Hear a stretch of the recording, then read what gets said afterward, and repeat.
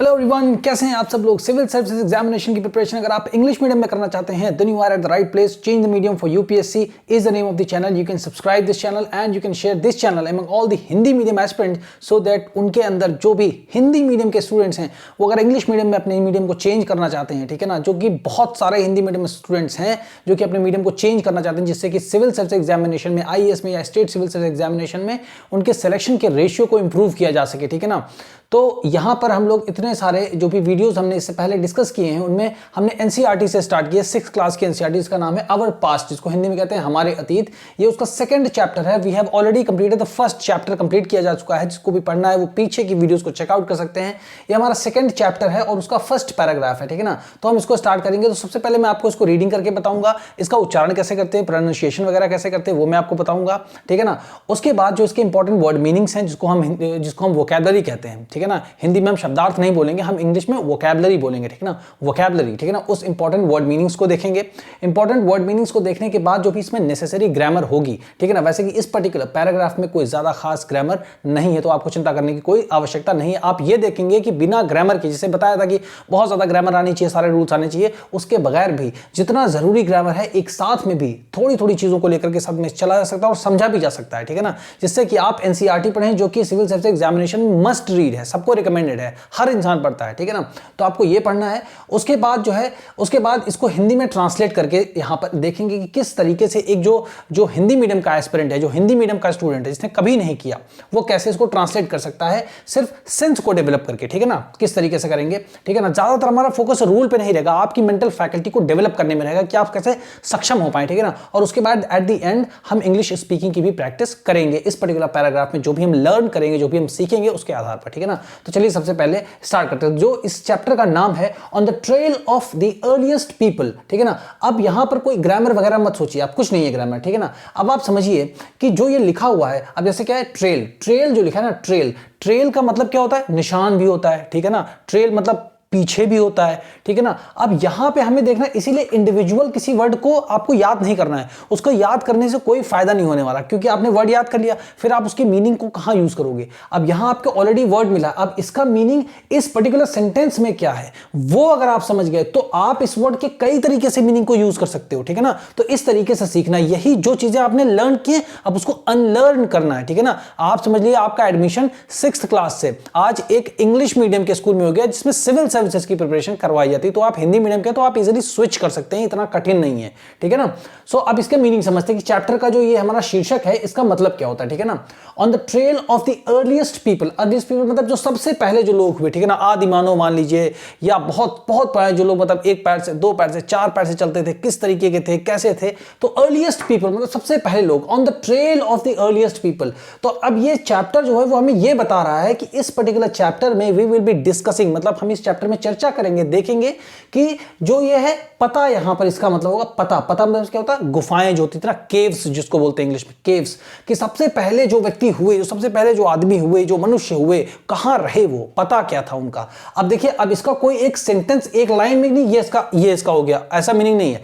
इसका मीनिंग आपको समझना है कि on the trail of the earliest, इस लाइन को आप याद कर लीजिए, on the trail of the earliest people. अब आपको याद रखना है on the trail of the earliest people मतलब इसका मतलब है ऑन द ट्रेल मतलब पता पर, पते पर, उनके पते पर, ऑफ द मतलब कौन सा, पीपल, अर्लीस्ट पीपल, जो सबसे पहले लोग हैं उनके पते पर। तो ये चैप्टर हमें उनके पतों पर ले जाएगा, बताएगा गुफा में कहां रहते थे, नदियों के आसपास कहां रहते थे। जैसे इंडस वैली सिविलाइजेशन, तो जो इंडस रिवर है, जो हमारी सिंधु नदी है, उसके आसपास जो हमारी जो है सिविलाइजेशंस जो हमारी विकसित हुई, ठीक है ना। जो हमारी गंगा नदी है, ठीक है ना, उसके आसपास जो हमारी सिविलाइजेशंस विकसित हुई, ठीक है ना, सभ्यताएं जो विकसित हुई, तो वो उनके सबके क्या थे, ट्रेल थे, मतलब क्या थे, पते थे, पता, एड्रेस था, ठीक है ना। तो यहां पर इसका मतलब होगा एड्रेस। तो आप समझ गए ना कि जो सबसे पहले लोग हैं उनका पता क्या था, वो ये चैप्टर हमें बताएगा। अब आपको ये क्लियर हो गया कि हाँ, इसमें तो गुफा, नदी, ठीक है ना, ऐसी ऐसी चीजों के बारे में ये बताएगा कि कहां पर लोग रहते थे, ठीक है ना। तो उनके थोड़ा सा रहन सहन के बारे में भी बात होगी, उस हिसाब से इसको समझिए, ठीक है ना। अब ये उसका जो फर्स्ट हमारा पैराग्राफ है उसकी फर्स्ट हेडिंग है ये, ठीक है ना। अब उसकी फर्स्ट हेडिंग क्या है, द अर्लीस्ट पीपल। अभी हमने यहां पढ़ा द अर्लीस्ट पीपल मतलब सबसे पहले जो व्यक्ति हुए, ठीक है ना, सबसे पहले लोग जो, ना,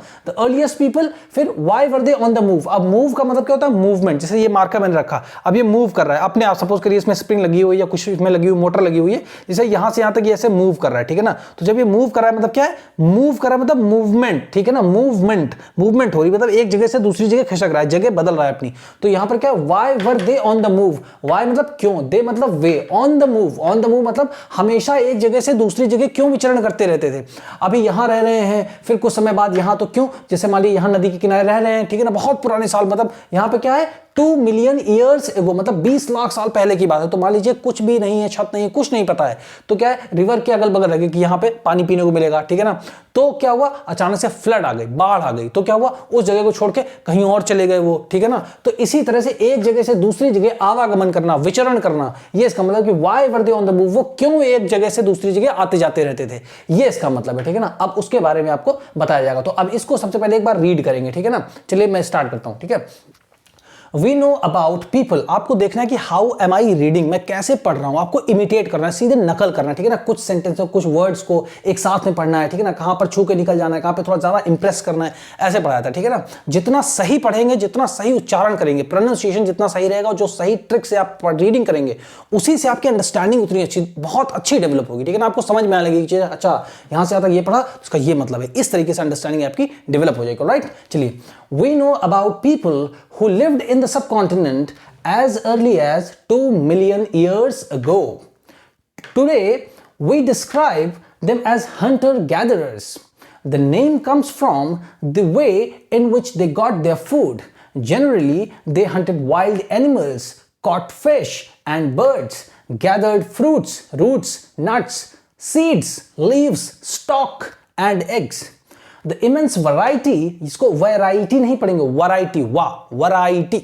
The immense variety of plants in a tropical land like ours meant that gathering plant produce was an extremely important means of obtaining food, right? एक बार फिर से पढ़ते हैं बिना रुके, ठीक है ना। We know about people who lived in the subcontinent as early as 2 million years ago. Today, we describe them as hunter-gatherers. The name comes from the way in which they got their food. Generally, they hunted wild animals, caught fish and birds, gathered fruits, roots, nuts, seeds, leaves, stalk, and eggs. The immense variety of plants in a tropical land like ours meant that gathering plant produce was an extremely important means of obtaining food. ठीक है ना, this is how we have to read. अब इसके important जो word meanings हैं उनको देख लेते हैं, ठीक है ना। जो सबसे इंपॉर्टेंट वर्ड मीनिंग्स में सबसे यह है कि फिगरेटिव मीनिंग पे ध्यान देंगे, ठीक है ना। लिटरल, जैसे यहां बताया ना, इसका मतलब क्या होता है, ट्रेल मतलब होता है पता, ठीक है ना, पता मान लीजिए आप, ठीक है ना। वैसे तो होता है निशान, बट इन सारी चीजों को याद नहीं करना में, ठीक है ना। यहाँ पे एड्रेस समझ लेना, एड्रेस, ठीक है ना। आपके घर का जैसे एड्रेस है ना, तो पुराने व्यक्ति कहाँ रहते होंगे, उनका एड्रेस क्या रहा होगा, तो क्या रहा होगा, गुफा रहा होगा, केव्स रहा होगा, ऐसी जगहों पे रहते रहे होंगे, ठीक है ना। तो फिगरेटिव मीनिंग पे देखना, तो यहाँ पे ट्रेल मतलब क्या हो गया, निशान, पता, ठीक है ना। तो एड्रेस हम जो है सबसे सही मीनिंग है, जो यहाँ पे फिट बैठ रहा है उसको यूज करेंगे, ठीक है ना। एज अर्ली एज जो यहाँ पर लिखा हुआ है, एज अर्ली एज, इसका मतलब तो होता है बहुत पहले, जितना पहले हो जाए, मतलब जितना पहले हो सके उतना पहले कर लो कोई चीज, एज अर्ली एज पॉसिबल, ठीक है ना भाई, जल्दी जल्दी करो, एज अर्ली एज पॉसिबल ये काम कर दो, ठीक है ना। जल्दी से जल्दी ये काम करो, जितना जल्दी हो सके, संभव हो सके वो कर दो, ठीक है ना। बट लेकिन यहां पर इसका मतलब होगा लगभग, ठीक है ना। इसीलिए आपको वर्ड मीनिंग नहीं याद करनी है, सीधे ग्रामर। जो इंग्लिश मीडियम का बच्चा होता है वो भी ऐसे ही तो पढ़ता है ना। इंग्लिश मीडियम के जितने भी स्टूडेंट होते हैं क्लास 2nd, 3rd, 4th से, जहां से उनकी ग्रामर स्टार्ट हो जाती है, वहां से लेकर के इंटरमीडिएट तक कैसे पढ़ते हैं वो लोग, ऐसे ही पढ़ते हैं, सीधे बुक्स को पढ़ते हैं, जो टीचर बोलते हैं उसको सुनते हैं, 99% इंग्लिश में बोलते हैं, फिर वो उसी बुक को रीड करते हैं, वही डिक्टेशन वो लिखते हैं, उसी को याद करते हैं, उसी को सुनाते हैं, इस तरीके से डेवलप होती है। ग्रामर का तो उनके में भी एक ही पीरियड होता है, इंग्लिश मीडियम के जितने भी स्टूडेंट हैं उनमें भी एक ही ग्रामर का पीरियड होता है। और आप हिंदी मीडियम के हैं तो आपने भी फर्स्ट क्लास से लेकर इंटरमीडिएट तक एक ही बार आपका ग्रामर का पीरियड होता है कि नहीं होता है। तो आपने भी उतनी ग्रामर पढ़ी जितनी उन्होंने पढ़ी है, बट उन्होंने क्या फंक्शनल पार्ट पे ज्यादा ध्यान दिया है, उसको पढ़ने के बाद इस पर ज्यादा फोकस किया है, और आपने हिंदी लैंग्वेज की जो भी है, ठीक है ना, उस पर फोकस किया है, तो अब आपको इस पर फोकस करना, राइट, ठीक है। तो ये हो गया एज अर्ली एज, मतलब हो गया लगभग। डिस्क्राइब मतलब जो होता है ना यहाँ पे, जैसे ये होता है, क्या वर्ड है हमारे पास, डिस्क्राइब, तो ये डिस्क्राइब का मतलब हो जाएगा यहाँ पर जानते हैं। वैसे डिस्क्राइब मतलब होता है कि जो है परिभाषित करिए, ठीक है ना, एलैबोरेट थोड़ा सा करिए, समझाइए, बताइए, ऐसा होता है इसका मतलब, ठीक है ना। बट यहाँ पर इसका मतलब होगा जानते हैं, ठीक है ना। तो ऐसे जब आप लिख लेंगे और आपको चीजें समझ में आ जाएंगी तो आप आगे बढ़ सकते हैं, राइट, ठीक है। गॉट का मतलब क्या होगा, प्राप्त करना, गेट की सेकेंड फॉर्म है ये, गेट मतलब ये होता है प्राप्त करना, ये फर्स्ट फॉर्म है और ये सेकंड फॉर्म है। तो क्योंकि हिस्ट्री में जब भी हम पीछे की बात बताते हैं, पास्ट टेंस की जब भी बात बताते हैं, तो उसके लिए हम वर्ब की सेकंड फॉर्म का यूज करते हैं। अब ये बात मैंने अभी बताई आपको, जितने पैराग्राफ आएंगे हर पैराग्राफ में ये बात आएगी, तो मैं हर पैराग्राफ में ये बात बताऊंगा, तो आपको 10-20 बार सुनने के बाद ऑटोमेटिक याद हो जाएगा, और इसमें 1-2 हज़ार बार आएगी इस पूरे एक 6 क्लास के एनसीईआरटी को कंप्लीट करने में। तो आपको तो अपने आप ही वो चीज आ रही, बार बार आ रही, ठीक है ना। जैसे इंग्लिश मीडियम वालों को बार बार वही चीज आती, तो ऑटोमेटिक याद हो जाएगी, तो बिल्कुल टेंशन नहीं लेना, ठीक है। फिर इमेंस वैरायटी, जो इमेंस वैरायटी होता है ना, इमेंस वैरायटी मतलब क्या होता है, असीमित प्रकार के, वैरायटी मतलब बहुत सारे प्रकार, ठीक है ना। इमेंस मतलब होता है असीमित, जिसकी कोई सीमा ना हो, बहुत ज्यादा, ठीक है ना, तो वो हो गया, ठीक है ना। उसके बाद ये क्या होगा, ट्रॉपिकल लैंड, जैसे ये लिखा ना, तो इसको बोलते हैं उष्ण कटिबंधीय लैंड, मतलब यहां पर होगा क्षेत्र से, उष्ण कटिबंधीय क्षेत्र, ठीक है ना। उष्ण कटिबंधीय क्षेत्र मतलब क्या होता है कि जहां पर क्या होता है, टेम्परेचर जो होता है वो बहुत हाई रहता है, तो वहां पर क्या है, बर्फ वगैरह नहीं जमती, तो जो वनस्पतियां हैं, पेड़ हैं, फसलें हैं, वो साल के 12 महीने होती रहती हैं, ठीक है ना, तो उसको बोलते हैं ट्रॉपिकल लैंड। तो अब आप ये जान लीजिए कि ट्रॉपिकल लैंड का मतलब क्या होता है, जहां पर टेम्परेचर हाई, बर्फ वगैरह नहीं जमती ज्यादा, ठीक है ना, समझ रहे। और वनस्पतियां या जितने भी हमारे फ्रूट्स हैं, ठीक है ना, रूट्स हैं, सीड्स हैं, ठीक है ना, फसलें हैं, ये सारी पूरा राउंड द ईयर होती रहती हैं। तो ये 3-4 चीजें आप याद करिए। अब आपको ये, अभी आपको फिर ये 20 बार मिलेगा, तो आपको और अच्छे से याद हो जाएगा, ठीक है ना। फिर उसके बाद क्या है, उसके बाद हमारा है प्लांट प्रोड्यूस, मतलब वनस्पति उत्पाद। प्लांट मतलब क्या होता है, वनस्पतियां, ठीक है ना, जो भी पेड़ फूल पत्तियां, और प्रोड्यूस मतलब उनसे निकली हुई चीजें। अब उनसे निकली चीजें कौन सी हैं, जैसे मान लीजिए एक प्लांट है, मतलब मान लीजिए आम का एक पेड़, ठीक है ना, उसको बोल देंगे प्लांट, ठीक है ना। अब उसका जो उत्पाद होगा, मतलब प्रोड्यूस होगा, वो क्या होगा, स्टॉक होगा, उसमें क्या होगा, डंठल भी होगा, ठीक है ना, उसमें लीव्स मतलब पत्ते भी होंगे, सीड्स मतलब बीज भी होंगे, नट्स भी होंगे, ठीक है ना, रूट्स मतलब जड़ भी होंगे, फ्रूट्स मतलब फल भी होंगे, ठीक है ना। तो ये सारी चीज इस हिसाब से आपको समझना है, ठीक है ना। और मीन्स मतलब क्या होता है, माध्यम। जो मीन्स है इसका मतलब है माध्यम, अभी आप समझेंगे। ऑब्टेनिंग फूड मतलब खाने को प्राप्त करना, ठीक है ना, तो ये समझ में आ गया। अब इसका एक बार मीनिंग जान लेते हैं। अब इसका मीनिंग क्या जानते हैं, इसके साथ ही हम इसको हिंदी में ट्रांसलेट करना शुरू करते हैं, ठीक है ना। तो देखिए, रूल्स से अगर आप चलना शुरू करेंगे, तो जो छोटे छोटे सेंटेंस होते हैं जिसमें 3-4-5 वर्ड होते हैं, वो तो आप रूल से कर लेंगे। सबसे पहले आपने सब्जेक्ट लगाया, फिर आपने जो है, आपने हिंदी में क्या है कि हिंदी में जो वर्ब होती है, जो हमारा एक्शन होता है, वो सबसे लास्ट में होता है। तो इसका रूल ऐसे होता है कि सब्जेक्ट, ठीक है ना, सब्जेक्ट प्लस ऑब्जेक्ट, ये हिंदी का है, एंड प्लस वर्ब, ठीक है ना। ये हमारा हिंदी में जब हम किसी भी, जैसे इंग्लिश में लिखा है, तो अगर इसको हम हिंदी में ट्रांसलेट करेंगे, तो सबसे पहले सब्जेक्ट ढूंढेंगे, फिर ऑब्जेक्ट में, फिर वर्ब सबसे एंड में ढूंढेंगे, ठीक है ना, ठीक। बट इंग्लिश में क्या होता है, वर्ब आ जाती है ऑब्जेक्ट की जगह पे, ऑब्जेक्ट चला जाता है वर्ब की। तो इंग्लिश में क्या होता है, जैसे हिंदी लिखा हुआ है, अब आपको इंग्लिश में ट्रांसलेट करो, तो सबसे पहले क्या ढूंढेंगे, सब्जेक्ट, फिर आप उसके तुरंत बाद वर्ब लगाएंगे, सब्जेक्ट के इमीडिएट बाद आपको वर्ब लगाना है, अगर आपको हिंदी से इंग्लिश में ट्रांसलेट कर रहे हैं, ठीक है ना। और अगर आप इंग्लिश से हिंदी में ट्रांसलेट कर रहे हैं, तो सबसे पहले सब्जेक्ट, और उसके बाद इमीडिएटली आपको क्या लगाना है, ऑब्जेक्ट, फिर एट द एंड में आपको वर्ब लगाना। ये रूल होता है ट्रांसलेशन का, ठीक है ना। फिर उसके बाद 1 2 3 नंबरिंग कर देते हैं, जो हमारे अदर वर्ड्स होते हैं, बट उनको एडजस्ट कैसे करना है, ये हमें देखना है, ठीक है ना। तो एडजस्ट कर धीरे धीरे करते हैं ना, एक ही दिन में थोड़ी ना सब कुछ सीख जाना, कोई नहीं सीखता, ठीक है ना। तो चलिए स्टार्ट करते हैं। We know about people who lived in the subcontinent as early as 2 million years ago, मतलब हम लोगों के बारे में जानते हैं जो रहे इस महाद्वीप में, ये मतलब उप महाद्वीप, जो हमारा इंडिया है, इसको उप महाद्वीप बोलते हैं, ठीक है ना, उप महाद्वीप में। एज अर्ली एज मतलब बहुत पहले, लगभग 2 मिलियन ईयर्स एगो, मतलब 20 लाख साल पहले। अब हमको इनकी सबकी हिंदी पता चल गई। अब इस हिंदी को हमें ऐसे लिखना है कि इसका सही मीनिंग निकला है, तो कहीं से पकड़िए, इन द सब कॉन्टिनेंट, ठीक है ना, उप महाद्वीप में, ठीक है ना, ऐसे लिखना शुरू करते हैं। चलिए, उप महाद्वीप में लगभग, एज अर्ली एज का मतलब क्या बताया, लगभग, ठीक है ना, उप महाद्वीप में लगभग 2 मिलियन ईयर्स एगो, लगभग 20 लाख साल, 20 लाख वर्ष पूर्व, ठीक है ना। पीपल हु लिव्ड, जो लोग रहे,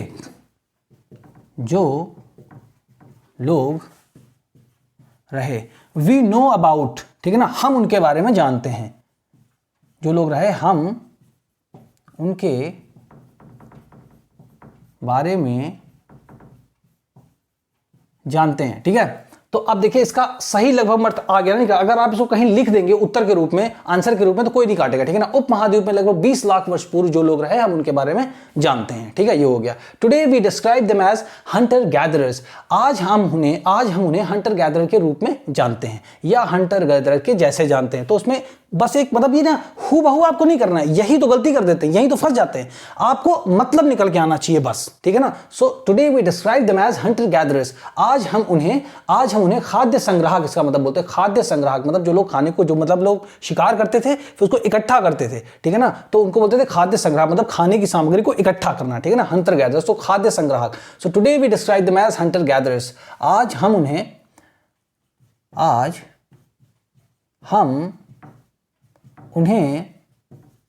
खाद्य संग्राहक के रूप में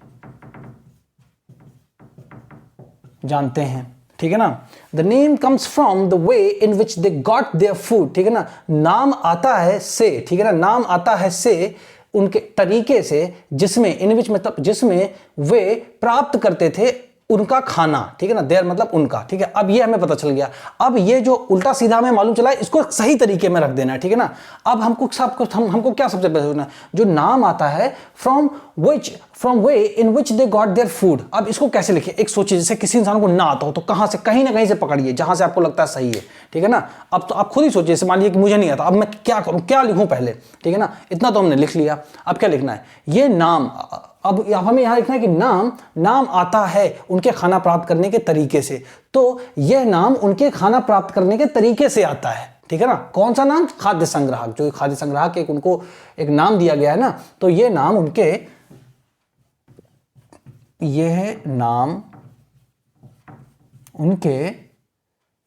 उनके खाना प्राप्त करने के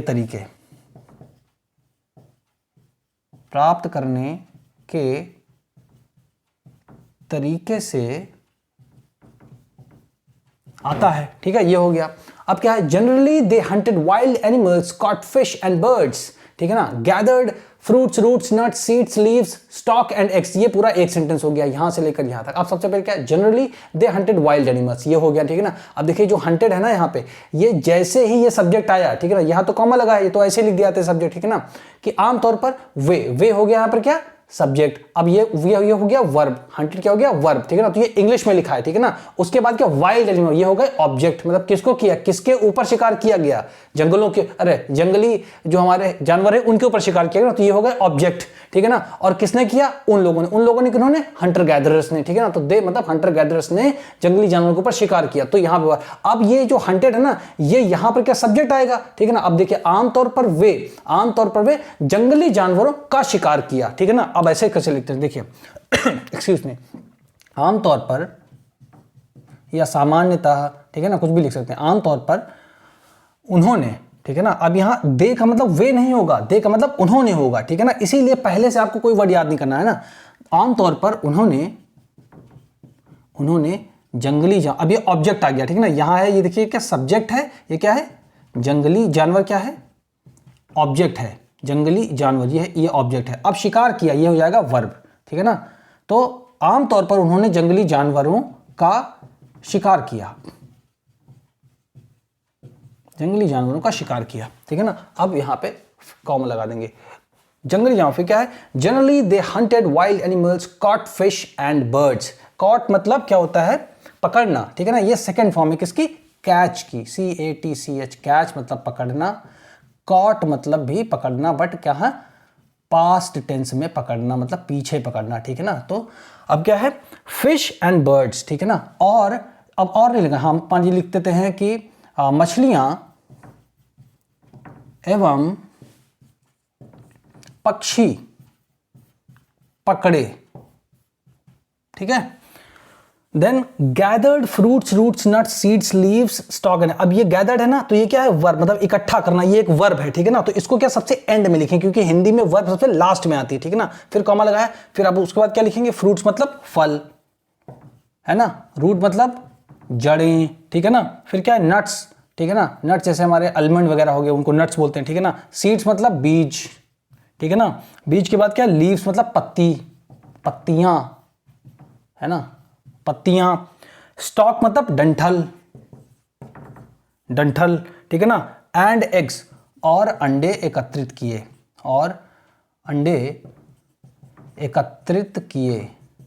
एकत्रित या इकट्ठा किए, इकट्ठा किए, ठीक है ना, ये हो गया। फिर क्या है, द इमेंस वैरायटी, अब देखिए यहां से लेकर के ये एक पूरा हमारा सेंटेंस, ठीक है ना, the immense variety of plants in a tropical land, ठीक है ना, the immense variety of plants in a tropical land like ours. अब यहां से पकड़ते हैं, ठीक है ना, अब उष्ण कटिबंधीय क्षेत्र में जैसे कि भारत, अब यहां पे आवर्स लिखा ना, बट इसका सेंस निकालना है कि जैसे भारत, क्योंकि इंडिया जो हमारा उप महाद्वीप है, इंडियन सब कॉन्टिनेंट है, जो हमारा भारत जो देश है वो क्या है, सब ट्रॉपिकल लैंड है, ठीक है ना। अब क्या लिखेंगे, उष्ण कटिबंधीय क्षेत्र में जैसे कि भारत, ठीक है ना, उष्ण कटिबंधीय क्षेत्र जैसे कि भारत, ठीक है ना, उष्ण कटिबंधीय क्षेत्र जैसे कि भारत। अब यहां तक का तो मामला हो गया, ठीक है ना। अब क्या आता है, the immense variety of plant, मतलब क्या है, असीमित प्रकार की वनस्पतियां। अभी देखिए कैसे इसका अर्थ आ जाएगा, ठीक है ना, असीमित प्रकार की वनस्पतियां, ठीक है ना, यहां तक आ गया। अब उसके बाद मेंट दैट, मतलब अर्थात सिंपल तरीके से आ जाता है, ठीक है ना, बहुत ज्यादा वो नहीं होने की जरूरत है।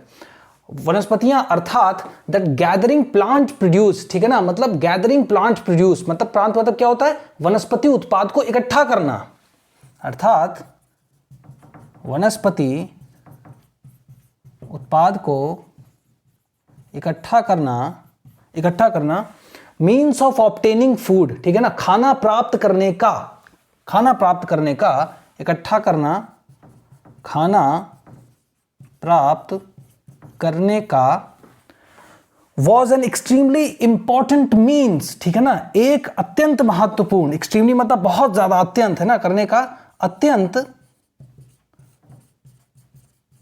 अत्यंत महत्वपूर्ण माध्यम था, वॉज मतलब था, ठीक है। तो ये आपका हो गया ट्रांसलेशन। अब आपको क्या करना है कि इस ट्रांसलेशन को आपको इंग्लिश में करना है, इसको समझ गया। अब इसको आपने जो लिखा है उसको इंग्लिश में आपको अपनी भाषा में, जो भी वोकैबुलरी आपने याद की, जो स्टोरी आपके माइंड में है, उसको आपको ट्रांसलेट करके इस पर्टिकुलर नंबर पे सेंड करना है, 7080507433 पे। मैं चेक करके आपको वापस करूंगा कि कहां पर आपको कितनी ज्यादा इंप्रूवमेंट की जरूरत है। अब चलिए इसको स्पीकिंग करने की, थोड़ा सा इंग्लिश स्पीकिंग करने की प्रैक्टिस कैसे करें, ठीक है ना। जब भी कोई स्टार्ट करता है, सोचता है यार, तो उसकी आंखें इधर उधर जाने लगती हैं, आई कॉन्टेक्ट खत्म हो जाता है, बिल्कुल लो कॉन्फिडेंस हो जाता है, ठीक है ना, वो नहीं सोचता कि कैसे करें, क्या करें। तो सबसे पहले क्या है, there are few important things that we have to memorise, थोड़ा बहुत 1 2 3 4 5 करके वर्ड जैसे ना कुछ याद कर लेना चाहिए हमें, जहां से हम स्टार्ट कर सकें, ठीक है ना, जहां से हम स्टार्ट कर सकें। अदरवाइज ऐसा कौन सा टाइम आएगा, आप जैसे मान लीजिए किसी कोचिंग जाओगे, वहां क्या पढ़ाएंगे, he takes tea, she takes tea, है ना, he reads the newspaper, she reads the newspaper, he will read the newspaper, she will read the newspaper, ऐसे करके बताएंगे, he goes to the market, he comes back from. तो ये simple होते हैं, ये छोटे छोटे सेंटेंसेस को कहां यूज करोगे आप, कहां यूज करोगे, बट आपको बोलना तो ये है, इस लेवल को रीच करना, तो यहां से थोड़ा स्टार्ट कीजिए। चलिए जैसे मान लीजिए यहां, ठीक है ना, अब क्या है, we know about the people, अब हमको हिंदी याद हो गई। अब क्या सबसे इंपॉर्टेंट बात क्या है कि हमारे माइंड में एक स्टोरी है, मैं आपसे बोलूं कुछ भी बोलो तो आप कुछ ना कुछ तो बोल ही दोगे, कुछ याद किया होगा थोड़ा बहुत, तो ठीक है ना, वहीं से स्टार्ट होता है। अब क्या बोलना है, we know about the people, we know about the, अब आप मेमोराइज कर, समझिए कि मुझे बिल्कुल नहीं आता, अब मैं रिकॉल कर रहा हूं, वैसे मैं इसको बोल रहा हूं। We know about the people who lived in, no, we know about the people who lived in the subcontinent, we know about the people who lived in the subcontinent, we know about the people who lived in the subcontinent as early as, मतलब लगभग, अच्छा, जल्दी, पुराने, पहले, तो ये इसका मतलब होता है, आपको समझना है। We know about the people who lived in the subcontinent as early as 2 million years ago. और जब 7-8 बार आप इसको बोलेंगे तो your English will be like fluent. आप बोलेंगे we know about the people who lived in the subcontinent as early as 2 million years ago, ऐसे करके आप बोलेंगे। फिर उसके बाद today we describe them as hunter gatherers. अब इसको पूरा स्टार्ट से बोलते हैं, we know about the people who lived in the subcontinent as early as 2 million years ago, today we describe them as hunter gatherers, है ना। फिर उसके बाद the name comes from the way in which they obtained और got their food, ठीक है ना, the name comes from the way in which they got their food, the name comes from the way in which they got their food. अब इसको फिर से करिए, देखिए कितना भूलते हैं, कितना याद करते हैं, ठीक है ना। We know about the people who lived in the past, no not past, we know about the people who lived, we know about the people who lived in the subcontinent, ठीक है ना, we know about the people who lived in the subcontinent as early as 2 million years ago। यहां तक हो गया। उसके बाद कैसे क्या, अच्छा, फिर इसके बाद की स्टोरी कहते हैं, ऐसे रिकॉल करिए, स्टेप बाय स्टेप बनाइए। We know about the people who lived in the subcontinent as early as 2 million years ago. अब इसके बाद क्या होना चाहिए, मतलब जो हम उन लोगों के बारे में जानते हैं जो लोग इतने सालों वर्षों पहले यहां पर रहे थे। फिर उसके बाद क्या होगा, अच्छा, तो आज हम उन्हें, मतलब उधर हुआ, फिर अब इधर की बात आ गई, पास्ट की बात, प्रेजेंट की बात। We know about the people who lived, फिर भूल गया यार, ऐसे करके बहुत बार भूलेंगे आप, बट आपको रुकना नहीं है, बस यहीं पर आपको मेहनत करनी है. We know about the people who lived in the subcontinent as early as 2 million years ago. Today we describe them as hunter gatherers. The name comes from the way in which they got their food. तो ऐसे करके नहीं कि एक बार fumble हो गए तो फिर नहीं करना, फिर ऐसे करके आपको ये पूरा का पूरा कोशिश करनी है ना. Generally they hunted wild animals, caught fish and birds, ठीक है ना. फिर gathered fruits, roots, nuts, seeds, leaves, stalks and eggs. उसके बाद क्या है, the immense variety of plants in a subtropical land like ours, ठीक है ना, meant that gathering plant produce was an extremely important means of obtaining food. ऐसे करके बोलिए, बार-बार 3-4 बार बोलिए और उसके वॉइस नोट्स को रिकॉर्ड करके आप व्हाट्सएप पे इस नंबर पे भेजिए. I will reflect back on you कि कहां पर आपको इंप्रूवमेंट की जरूरत है. तो अगर आपने इस वीडियो को यहां तक देखा है तो आप इसको हिंदी मीडियम एस्पिरेंट्स के बीच में ज्यादा से ज्यादा शेयर करिए, जिससे कि हिंदी मीडियम एस्पिरेंट्स की ज्यादा से ज्यादा हेल्प हो सके. तो मिलते हैं आपसे नेक्स्ट वीडियो में.